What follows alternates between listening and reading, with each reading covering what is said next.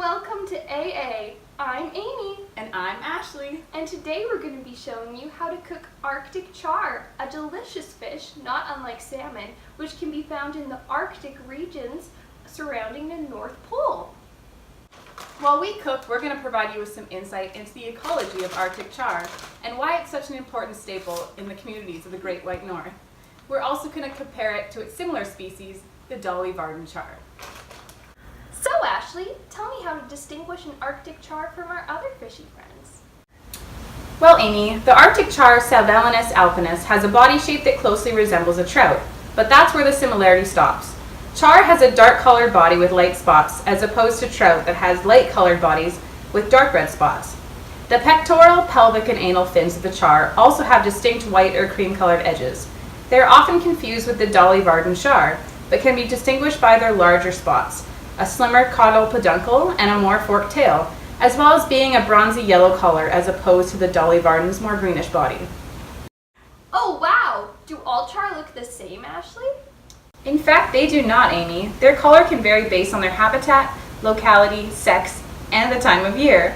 For example, in the Cambridge Bay of Nunavut, spawning fish have orange backs, sides, and bellies, and their color is more intense in the males. Very neat, Ashley. Could I find Arctic char in Australia? Of course not, you silly goose. They're only found in the Arctic Ocean, around the islands of Arctic archipelago, and in the lakes and rivers of Canada's far north. Hold on, Ashley. You can find them in the sea and in lakes. You sure can, Amy. There are freshwater and anadromous varieties. The anadromous char migrate to the sea in the spring to feed and return in the fall to breed. Well, which ones are better eaten? The sea-run char are the more sought after for food and commercial uses, and are the ones caught traditionally by the Inuit. Ashley, are Canadians the only ones fishing for char?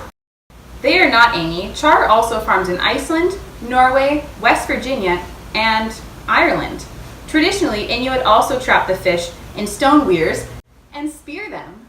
Great! So if they migrate from the sea to freshwater like salmon, do they also spawn like salmon?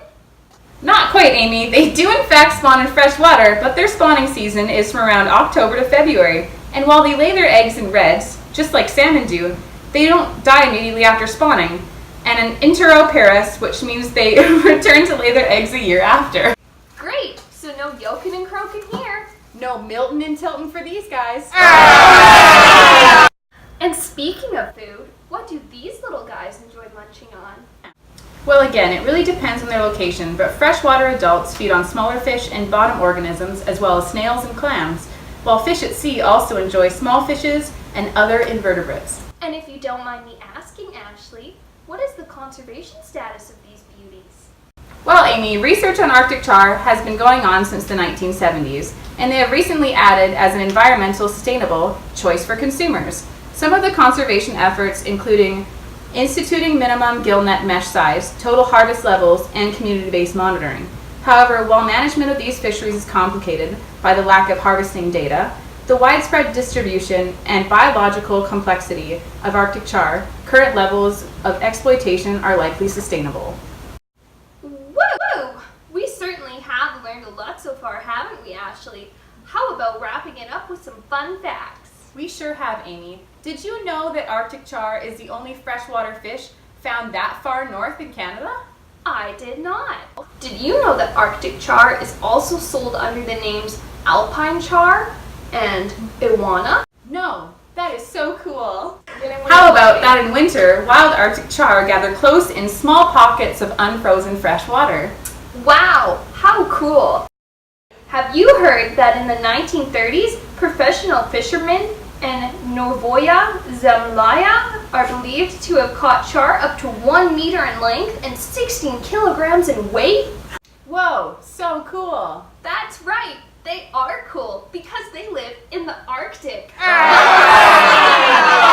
Well, Amy, I think our Arctic char is just about done, which means we've reached the end of our episode. I hope you learned a lot today, and you have a lot of fun facts to tell your friends at parties, because who doesn't love a good fishy fact? So catch us next time, where we're going to teach you how to pluck a chicken. Until then, I've been Ashley. And I've been Amy. And remember to tell your friends, I learned it at AA.